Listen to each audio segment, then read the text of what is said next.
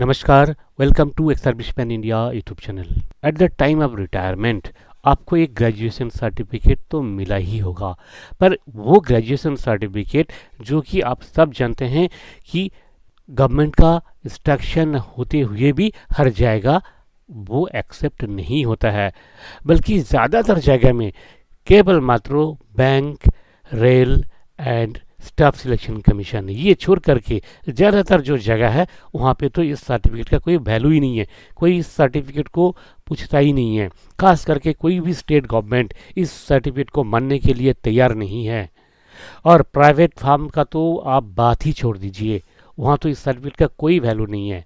पर दोस्तों, अब ये जो प्रॉब्लम है, इस प्रॉब्लम का एक कंक्रीट सॉल्यूशन लेके आया हुआ है आंध्रा यूनिवर्सिटी। अब आंध्रा यूनिवर्सिटी का साथ केंद्रीय सैनिक बोर्ड का एक मेमोरेंडम ऑफ अंडरस्टैंडिंग साइन हुआ है और इसके तहत वहाँ बताया गया कि आपको अब ऐसे ही ग्रेजुएशन सर्टिफिकेट मिलेगा जैसे कॉलेज में लोग स्टूडेंट पढ़ते हैं 3 साल पढ़ने के बाद, जैसे उनको प्रॉपर टाइप का मार्कशीट मिलता है किस सब्जेक्ट में कितना मार्क्स है, ऐसे ही आपको भी एक मार्कशीट भी मिलेगा और सर्टिफिकेट तो साथ में मिलेगा ही। उसमें कौन सा सब्जेक्ट ले करके आपने ग्रेजुएशन किया वो भी लिखा रहेगा। तो एक एक करके देख लेते हैं हम पूरे डिटेल्स।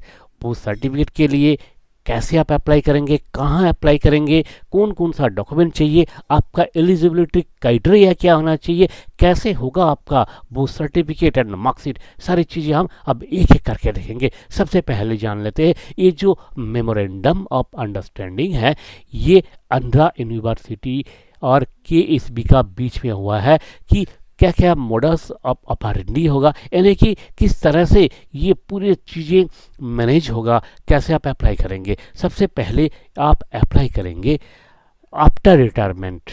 अगर आप एलिजिबल है तो एलिजिबिलिटी क्राइटेरिया जो पहले था अब भी सेम ही है, थोड़ा सा इसमें मॉडिफिकेशन है।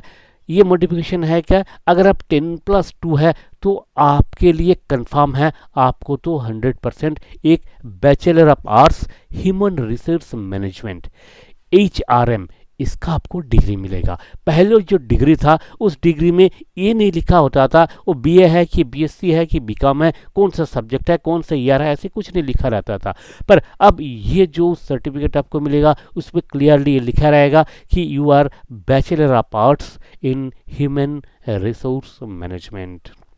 ठीक है, तो जो 10+2 है उनके लिए तो कंफर्म है एलिजिबिलिटी। अब जो 10+2 नहीं है, जो मैट्रिक है, जो मैट्रिक के बाद और आगे की पढ़ाई नहीं किया है फौज में, वो उनके लिए क्या है कि एक और एक्स्ट्रा कुछ उनका क्राइटेरिया देखा जाएगा और वो क्राइटेरिया फुलफिल करके उनका एक इंटरिम और कुछ क्रेडिट्स इसमें ऐड होगा। एक टेक्निकल मैटर्स है, ये मैटर्स कैसे होगा, क्या होगा, ये सारी चीज़ें डिसाइड करेंगे आपका जिला सैनिक बोर्ड और आपका राज्य सैनिक बोर्ड। आपका जो प्रीवियस एजुकेशन है उसका रिकॉर्ड और आपका सर्विस के दौरान कौन सा सर्विस किया, कौन सा जॉब किया, कहाँ जॉब किया, ये सारी चीज़ें देख करके अगर वो कंसिडर करते हैं तभी आपको ये ग्रेजुएशन सर्टिफिकेट मिलेगा। पर आप चिंता बिल्कुल मत कीजिए, ये सभी को मिलेगा, चाहे आप मैट्रिक हो चाहे आप 10+2 हो, सबको मिलेगा ये सर्टिफिकेट।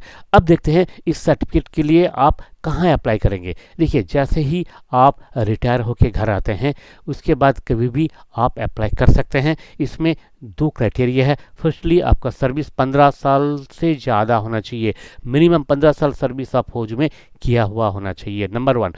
नंबर 2, आपका क्वालिफिकेशन मिनिमम 10th होना चाहिए। अगर 10+2 है तो बहुत ही बढ़िया है। ये दोनों क्राइटेरिया अगर आप फुलफिल करते हैं तो आप अप्लाई कीजिएगा प्रिस्क्राइब्ड फॉर्मेट में। कहाँ, अपना जिला सैनिक बोर्ड का पास।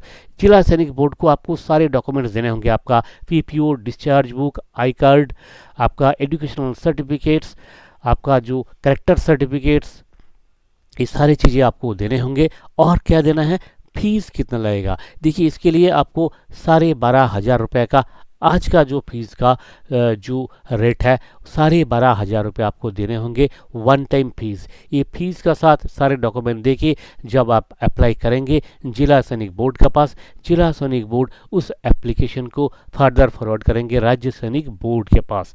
फिर राज्य सैनिक बोर्ड साल में 2 बार ये एप्लीकेशन भेजेंगे आंध्रा यूनिवर्सिटी को, एक दिसंबर में, एक है जून में। जो दिसंबर में एप्लीकेशन प्रोसेस होगा उनको जनवरी में मिल जाएगा सर्टिफिकेट, और जून वाले को जुलाई में मिल जाएगा।